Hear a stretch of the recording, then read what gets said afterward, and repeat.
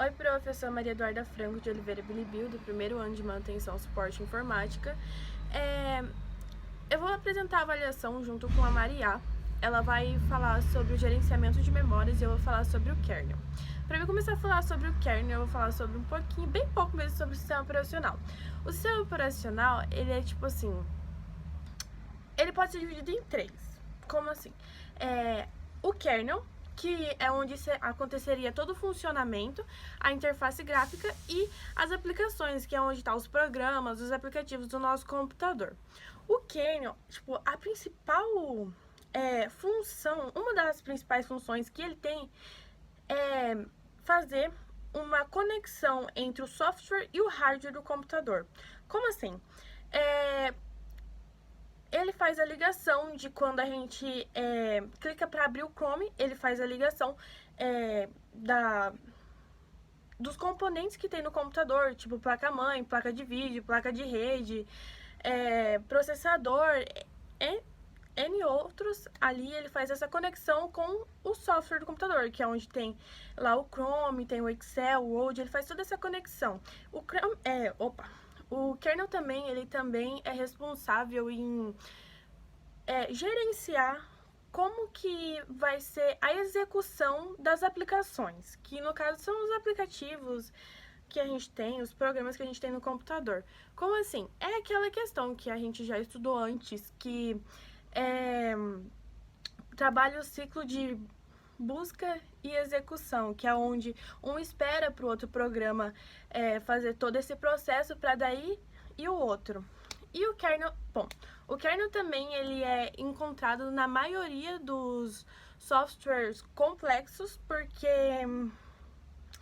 os softwares simples não precisam, justamente por serem simples, porque eles não precisam desses comandos mais complexos. A gente pode encontrar eles nos sistemas operacionais do Windows, iOS, Android,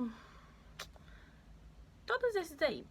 O kernel Linux é o mais usado, mas tem o kernel, tipo, todos os sistemas operacionais têm um tipo de kernel. Todos são diferentes, mas todos têm um kernel. Tipo, tem o do Windows, que tem um nome diferente, assim, dos outros, mas também tem o kernel.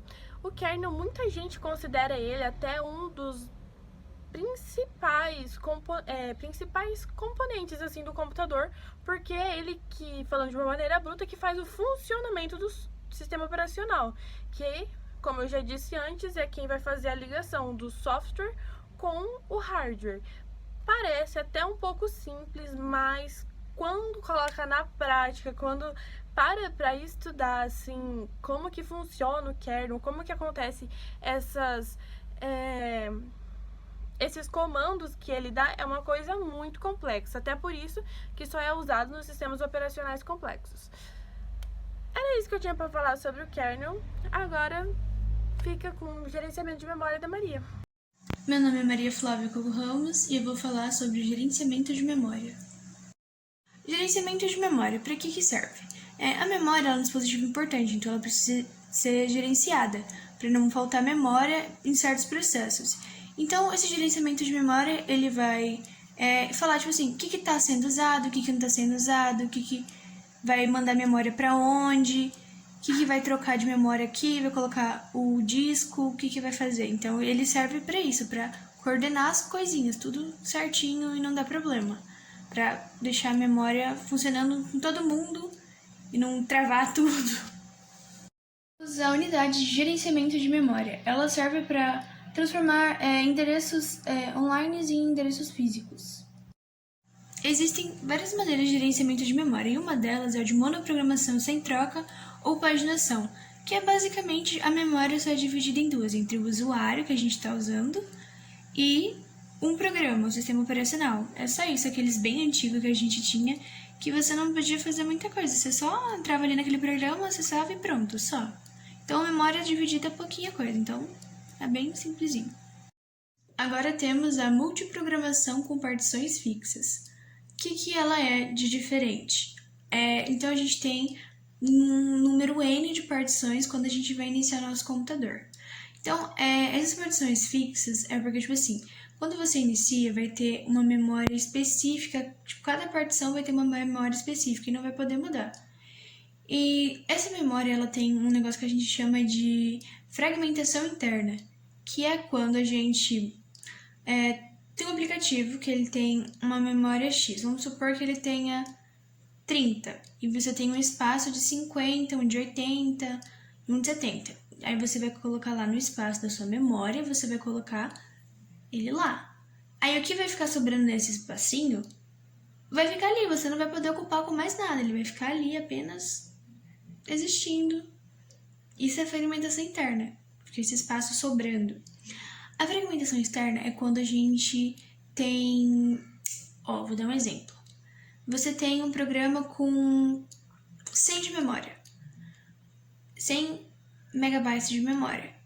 E aí, os seus espacinhos tem um de 90 e um de 70.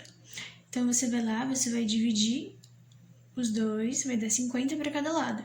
Então, você vai colocar um de 50 naquele de 70 e um de 50 naquele de 90. Isso vai ser uma fragmentação externa.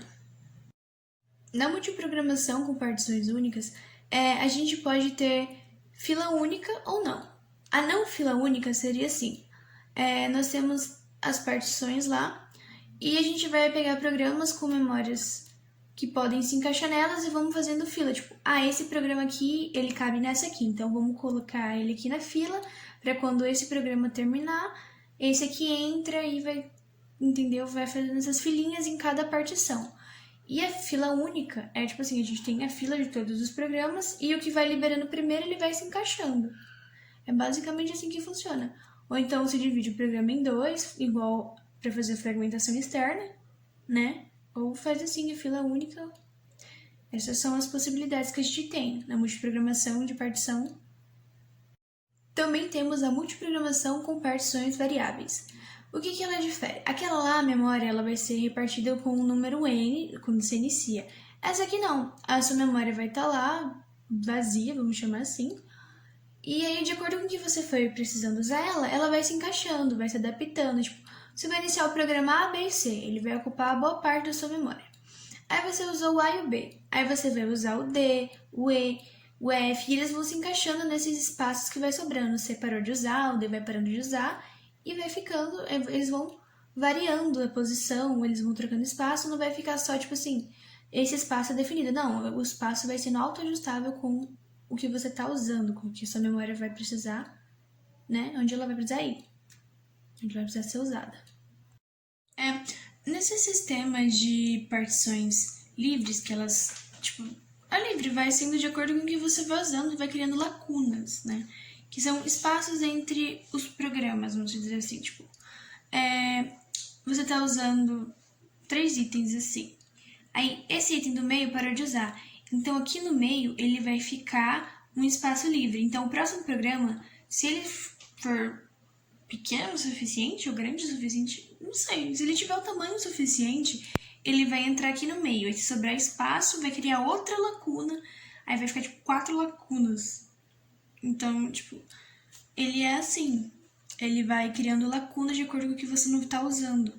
E vai se encaixando. Aí, parou de usar, abre um novo espaço e junta as lacunas. É basicamente assim que funciona. Mas eles também têm uma ordem que você vai usar, tipo, uma ordem de preferência, vamos falar assim. São 4 tipos de preferências. Eu vou falar agora elas. Temos a first fit, que é basicamente assim, ela vai procurando a primeira lacuna que ela achar que deu o tamanho daquele programa, vai entrar ali e vai ficar tudo certo.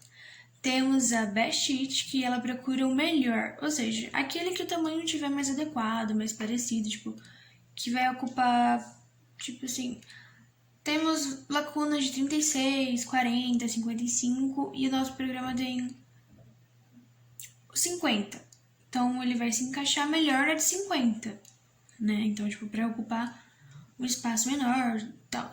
Aí temos a worst fit, que é a que procura pior, tipo, faz totalmente ao contrário. Então, tipo assim, aquela que vai sobrar mais espaço, que você vai, tipo assim, tecnicamente pior, mas dependendo do jeito que você pensar, ela pode ser também melhor, mas assim, o maior espaço, quanto mais espaço sobrar, é o inverso da Best Fit, né? Que procura o menor espaço possível para você usar.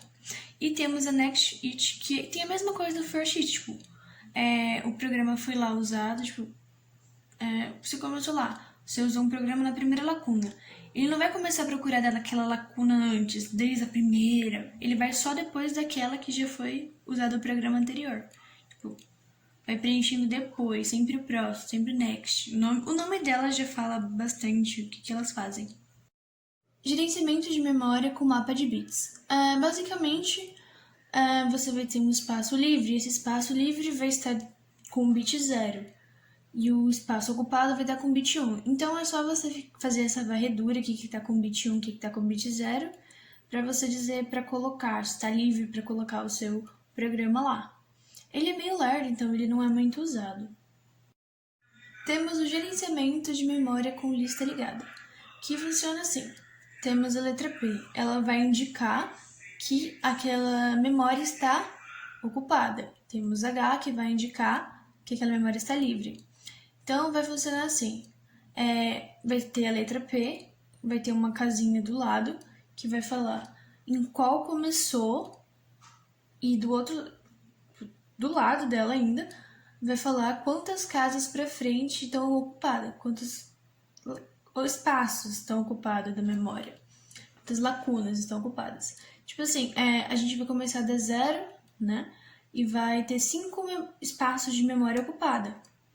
Então vai ser P05, aí H5, 3, que vão ser 3 do A ainda que não vão estar ocupados. E vai sendo assim por diante. Então, cada vez que tiver uma alteração, essa lista também vai ser alterada. A mesma coisa vai acontecer no mapa de bits, vai acontecer nessa. Memória virtual. A memória virtual é tipo assim, a sua memória, você está usando vários programas e a sua memória já está usada, ela já está no limite dela, a bichinha já está... Não dá para colocar mais nada. Aí você vai usar essa memória virtual, que é o quê? Que é o HD, né? Então, vai lá no HD e vai mandar pro HD.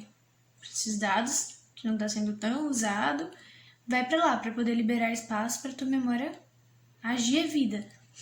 Tipo, o HD ele tem muito espaço, então tá tudo certo. Não vai faltar espaço em relação ao HD, não. Ah, mas então por que não usa esse HD? Porque o HD ele é muito lerdo, por isso que a gente já tem a memória, porque ela já é mais rápida, o HD ele é mais lerdinho, então é em últimos casos que usa quando não tá dando mesmo. Preferência usar a memória normal, porque o HD é mais lerdo. É evolução, né? Então, é isso aí.